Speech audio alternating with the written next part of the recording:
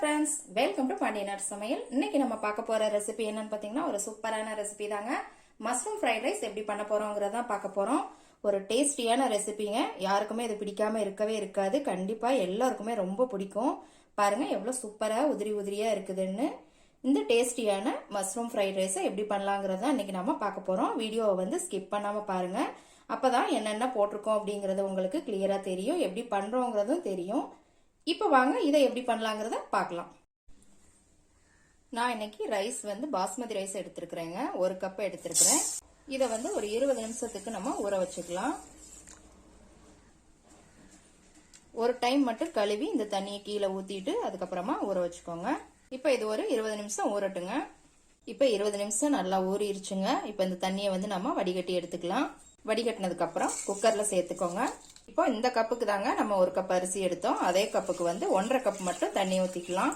பாஸ்மதி அரிசிக்கு எப்பயுமே 1க்கு 1.5 தாங்க அளவு. அதான் கரெக்டா இருக்கும். இல்லைன்னா உங்களுக்கு சாதம் வந்து குழஞ்சிரும். நான் இதோட 2 ஸ்பூன் வந்து ரீஃபண்ட் ஆயில் விட்டுக்கிறேங்க. இது எதுக்கு அப்படின்னா ஒன்னோட ஒண்ணு வந்து சாதம் ஒட்டாம இருக்கிறதுக்காக தான். இப்போ இதை மூடிடலாம். இப்போ இதை கேஸ்ல எடுத்து வச்சிடலாங்க.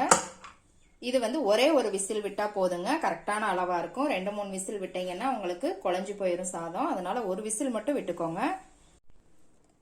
இப்போ ஒரு விசில் விட்டு இறக்கிட்டேங்க. விசிலாம் இறங்கிருச்சு. ஓபன் பண்ணிடலாம். பாருங்க நல்லா நீள நீளமா இருக்கு பாருங்க. சூப்பராகவும் நல்லா உதிரி உதிரியா இருக்குது. இந்த சாதம் வந்து கொஞ்ச நேரம் ஆறட்டுங்க. அப்பதான் ஃப்ரைட் ரைஸ்க்கு நல்லா இருக்கும். இப்போ ஒரு கடாய் வச்சிருக்கிறேங்க.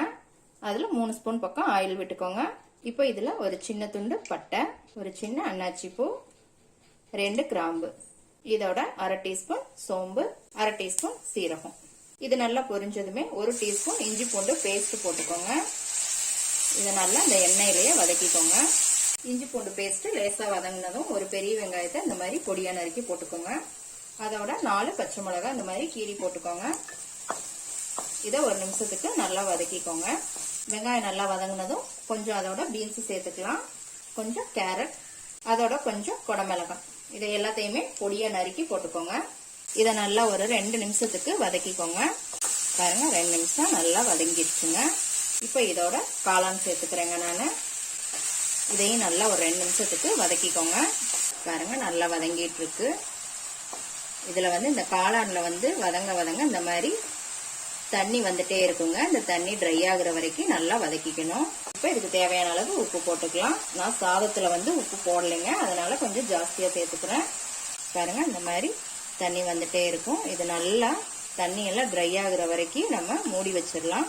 மீடியம் ஃப்ளேம்ல வச்சு மூடி வச்சிருங்க. ஒரு 2 நிமிஷம் கழிச்சு திறந்து பார்க்கலாம். பாருங்க ஒரு 2 நிமிஷம் ஆயிடுச்சு. இன்னுமே லேசா தண்ணி இருக்குதுங்க. நல்லா இது வத்தட்டும். நான் 1 நிமிஷம் மட்டும் இருக்கட்டும், சரியா இருக்கும். பாருங்க நல்லா ட்ரை ஆயிருச்சு. இப்போ இதுல கொஞ்சம் கொத்தமல்லி எல்லாம் சேர்த்துக்கலாம். இதையும் நல்லா மிக்ஸ் பண்ணி விட்டுருங்க. இப்போ இதோட நம்ம ஆற வச்ச சாதத்தை இதுல போட்டுடலாம். பாருங்க நான் ஒரு பிளேட்ல நல்லா ஆற வச்சுட்டேன்.